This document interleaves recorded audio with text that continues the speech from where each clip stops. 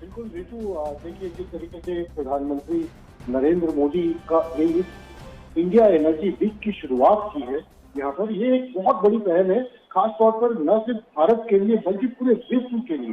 भारत किस तरीके से अभी हम अमृत काल से गुजर रहे हैं, आजादी के 75 वे जो है वो वर्ष को सेलिब्रेट कर रहे हैं, लेकिन अभी जब हम सोलर एनर्जी जो पारंपरिक एनर्जी है उसको लेकर के हम किस तरीके से देख रहे हैं कि जो विंड मिल था सोलर एनर्जी को लेकर के वो उसमें तो हमने अचीवमेंट हासिल कर लिया है, लेकिन अब आगे का जनरेशन कैसे, क्योंकि जो फॉसिल फ्यूल्स है, जो भी चाहे पेट्रोल है, डीजल है, जो क्रूड ऑयल है, ये सारे इनके सोर्सेज जो है वो लिमिटेड है। तो ये रिसोर्सेज कभी ना कभी खत्म हो जाता है। तो ऐसे में आगे के लिए कौन सी ऊर्जा हो जो कि पर्यावरण अनुकूल भी हो और लोगों के लिए बहुत हितैषी हो, तो इसको लेकर के सरकार लगातार प्रयासरत रही है। और खासतौर पे प्रधानमंत्री जिस तरीके से एक ग्लोबल लीडर के तौर पे जाने जाते हैं, जिस तरीके से उन्होंने क्लाइमेट चेंज को लेकर के पूरे विश्व पटल पे अपनी बात रखी, उसको लेकर के कई सारे बदलाव किए गए, वैसे ही अब ग्रीन एनर्जी को लेकर के प्रधानमंत्री ने ये की एक बड़ी पहल आप समझ सकते हैं। खासतौर पे अभी अगर हम बात करें कि इथेनॉल बेस्ड जो है पेट्रोल की बात करें, हम इथेनॉल बेस्ड पेट्रोल को अगर आप देखिएगा तो आपको ये लगेगा कि किस तरीके से पिछले कुछ वर्षों के अंदर जो बदलाव आया है पेट्रोल में और कार्बन उत्सर्जन कितना कम हुआ है। 2013-14 की हम बात करें तो उसके बाद से 2022-23 के अंदर अगर आंकड़ों पे हम नजर डालें तो तकरीबन जो है 6 गुना वृद्धि की गई है इथेनॉल के प्रोडक्शन पे।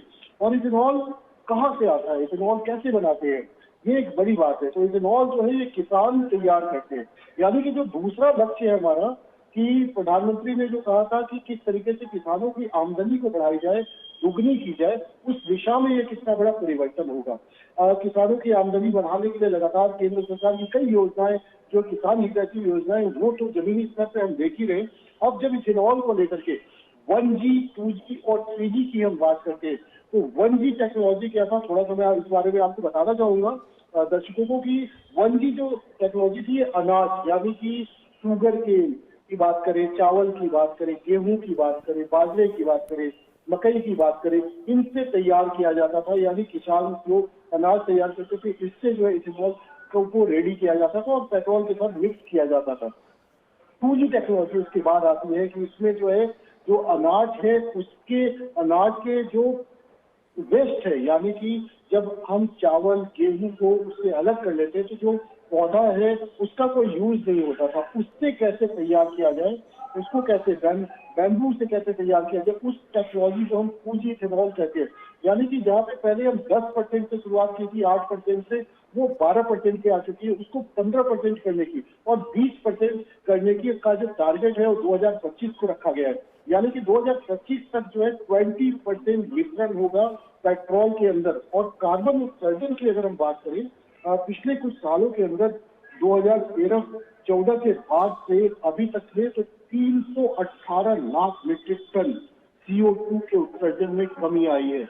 और यही बड़ी बात नहीं है, कार्बन उत्सर्जन की जो फायदा हुआ है लोगों को, इसके अलावा अगर हम बात करें तो तकरीबन 54,000 करोड़ रुपए की विदेशी मुद्रा की बचत हुई है जो हम आयात करते थे क्रूड ऑयल को लेकर के। तो 54,000 करोड़ एक बड़ा जो रकम है जो कि देश के अन्य का जो हितैषी कार्यक्रम है, कल्याणकारी योजना है, उसमें के लिए खर्च किया जा सकेगा। साथ साथ अगर किसानों की आमदनी की बात करें इथेनॉल से तो ये तकरीबन 49,000 करोड़ की है। 49,000 करोड़ एक बड़ी रकम है जो कि किसानों को मिल रही है। और आप ये समझिए कि जिस पराली की वजह से देश की राजधानी दिल्ली और आसपास के इलाके परेशान रहते हैं, उस पराली से भी इथेनॉल बनाए जा रहे हैं। तो न सिर्फ किसान के लिए बल्कि कार्बन उत्सर्जन को कम करने के लिए, साथ में जो ग्रीन एनर्जी है उसको बढ़ावा देने के लिए ये एक बहुत बड़ी पहल है। और ये जो पूरा एनर्जी वीक है, जो इंडिया एनर्जी वीक है, ये एक बहुत बड़ा मील का पत्थर साबित होगा न सिर्फ भारत के लिए बल्कि विश्व पटल पर। प्रधानमंत्री नरेंद्र मोदी जैसे इसकी अगुवाई कर रहे हैं। आने वाले समय में आपको मैं बताना चाहूंगा कि इसके अलावा जो स्वरूप हम देख रहे हैं, भारत एक बहुत बड़े बदलाव से गुजर रहा है, आत्मनिर्भरता की ओर बढ़ रहा है। ऐसे में आप ये समझिए हाइड्रोजन फ्यूल, हाइड्रोजन गैस तो हमने सुनते थे, लेकिन हाइड्रोजन फ्यूल उस पे भी ट्रेन चल सकती है, उस पे भी गाड़ियां चल सकती है। आप ये सोचिए, इलेक्ट्रिक व्हीकल को लेकर के जिस तरीके से एक क्रांति आई है पूरे देश के अंदर, वैसे हाइड्रोजन फ्यूल क्या है। 2016 में जर्मनी के अंदर एक प्रयोग किया गया, हाइड्रोजन ऑक्सीजन को मिक्स करके सेल के अंदर की उससे ऊर्जा उत्पन्न की जाए, और उसके बाद इस प्रयोग को धीरे धीरे करके आकार दिया गया, और आज जर्मनी के अंदर हाइड्रोजन से चलने वाली ट्रेनें हैं, जो कई सारी ट्रेन जो है हाइड्रोजन से चल रही है। कई गाड़ियां जो है उसमें हाइड्रोजन फ्यूल की व्यवस्था की जा रही है। और अगर ब्रह्मांड की बात करें तो ब्रह्मांड में सबसे ज्यादा कोई अगर गैस है तो वो है हाइड्रोजन गैस, जो कभी खत्म नहीं होने जा रहा है। ऑक्सीजन के साथ मिश्रण करके उसको किस तरीके से सेल के अंदर एनर्जी कन्वर्ट किया जाए, भारत इस कदम में बड़ा कदम उठा रहा है। इंडियन ऑयल जो कि 50% पूरे देश का जो है वो ऑयल सप्लाई करता है, ऑयल की जो कंजम्पशन है उसकी देख रेख करता है। तो आप ये समझिए कि इंडियन ऑयल का आप बहुत जल्दी 2 से 3 महीने के अंदर एक ऐसा प्लांट देखेंगे जो कि हाइड्रोजन बेस्ड होने जा रहा है। ये 2-3 महीने के अंदर जो है भारत की एक बहुत बड़ी अचीवमेंट आपके सामने नजर आएगी। और साथ साथ भारतीय रेल जो है दिसंबर 2023 के अंदर देश में पहला हाइड्रोजन ट्रेन चलाने जा रही है। तो आप सोचिए कि हाइड्रोजन की ओर हम बढ़े, कहाँ तेल की बात करें, हम पेट्रोल डीजल की बात करें और हाइड्रोजन ट्रेन की बात करें। तो इंडिया जो है एक बहुत बड़े रिफॉर्म से गुजर रहा है, और खासतौर से जिस तरीके से सरकार का लक्ष्य है ग्रीन एनर्जी को लेकर के, ये आने वाले भविष्य के लिए, हमारे आने वाले जनरेशन को एक नई गति देगा, भारत को आत्मनिर्भर बनाएगा, एक नए भारत की जो संकल्पना है उसको पूरा करेगा। ऋतु तरीके से और तरीके से कर सकते हैं।